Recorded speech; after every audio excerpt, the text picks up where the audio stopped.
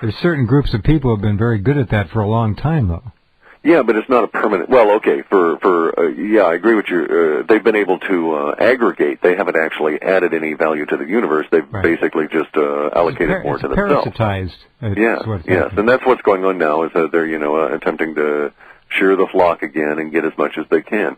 The issue for us is the following: that on the 25th, when the language changes, we're going to go through a 10-day period of time where there's no deviation. It's very unusual for us because, as I say, most of our data, it's up and down, up and down, up and down, these toothy patterns. It's very unusual to find a period of, even a few days where it's going to be up in any consistent manner. Right at the moment, we're in a release period of language that's been rather consistent since about the week of the 22nd of August. So the language will change in a noticeable fashion. What could cause that? Well, one of the things that could cause that would be right now, say we're in the rumor phase, and there's this old saying on the stock markets about buy on the rumors, sell on the news, or the other way around. I can't remember which, but in any event, pay attention to the news part when it actually develops. And so right now we're hearing rumors that, oh yes, the petrodollar is dead, the Arab oil states, as well as everybody else, is going to stop taking the dollar for oil, and then they quickly deny it. Well, if that actually manifests, that can create a situation where we would see day after day after day for 10 or 12 or 15 days. Easily imagined. Got it. Well, there's one scenario that works. Yeah, continuous spikes in oil and gold and so forth going up to the point where they just can't handle it. And once it starts going, once that confidence fades from the dollar, confidence is an emotion. And emotions, as we all know, they can turn on a dime and never come back. No, it's true. Gee, I just put all my money into the Dow. I mean, they're 97.86. I'm just so happy until you came on the program. Yeah, well, hey, don't worry. It'll get to 20,000. Easily, Dow will be at 20,000. Of course, it'll be hyperinflation, and it'll cost you $140 for a cup of coffee, but hey. I don't know if I should leave my money in there or not. I'm going to have to think about this. If any of you people have a dime in the stock market, you either have inside information on how to make a quick buck and you're going to get out, or lights are on and nobody's home, because this is absurd. Well, I wouldn't want to characterize it that way. Bear in mind that, and this is, everybody gets on the case of the people that are labeled as the sheeple or the unaware, but bear in mind a lot of people, let me protect myself here from being exposed as dumb. There are a lot of people in the stock market, and they're in energy stocks, they're in high-tech stocks. No, I was actually going to go to your point. And that is that these people are deluded. There's no question about it. But I'm going to give them the benefit of the doubt and say that our whole society, our culture, has been framed since the 50s to support that delusion. Of course. So they can be forgiven for going along with the mainstream. I find it, actually, as I look back, I've been a bit harsh on people because they really haven't had a chance. They've been programmed, mind-controlled, duped, manipulated, conned, and led for their entire lives. Yeah. And they're not independent thinkers. So it's hard to hold them accountable for that. And you cannot wake up an intellect that was stillborn or never grew. It just doesn't, you can't do it. No, that's not true. Oh, as we know from history and reality.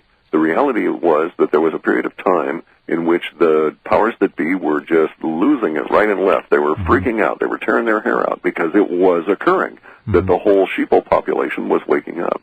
And it was the widespread use of psychedelics in the youth culture of the U.S. Would that 50-year-old event or 40-year-old event, that shining moment in human consciousness liberating itself, reoccur? No one would be happier than I. But back then, 5 companies didn't own 95% of the media. Correct.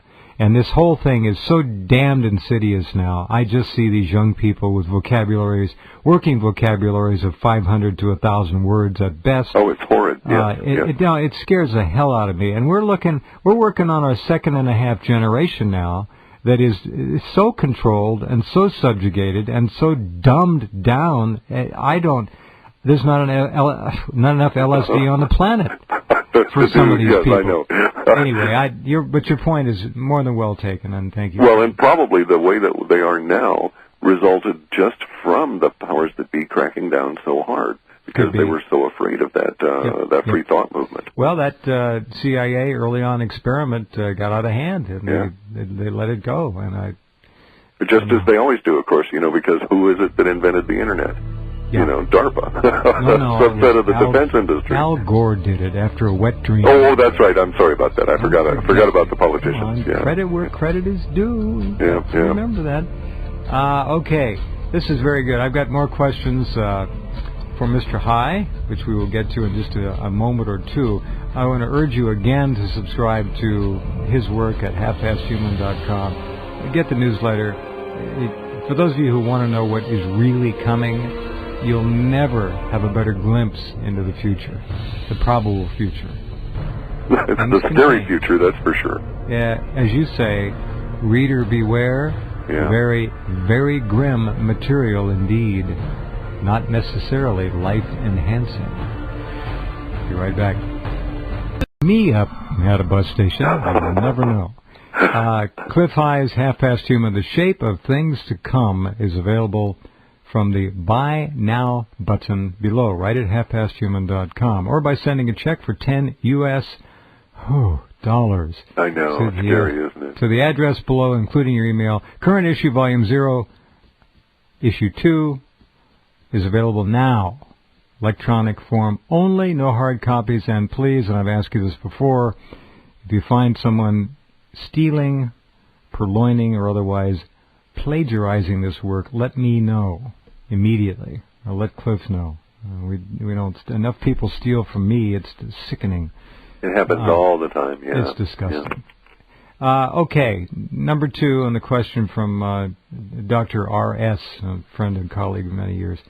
So, dollar death, does it collapse suddenly in November to toilet paper status, or does it gradually lose value over time as the next 12 months go by? We never really saw it being gradual, per se, in the sense of a graduated, day-to-day degradation. We saw it always being a series of constrictions.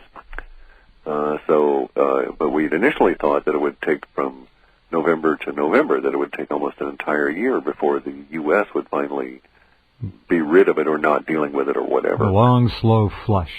No, more like a series of convulsive, gut-wrenching, what am I thinking here?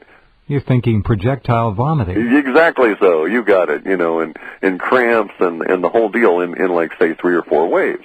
However, the model of model space is an interesting little subset of our data, and it can be wildly wrong, so we don't really use it for the main interpretation. But when it reinforces parts of the main interpretation, it makes sense to pay attention to it, because it has a unique perspective from this very high level that we have a lot of confidence in. In any event, though, it seems to suggest that it'll be much more rapid than we'd anticipated, that the actual loss of confidence on the dollar itself, even within the U.S., will be triggered precipitously by the rejection by all of the dollar as a global reserve currency. And we think that perhaps that would have a tendency to explain why the data has consistently shown the political minion class, Obama and all of the cabinet appointees and all of those kind of guys. The czars.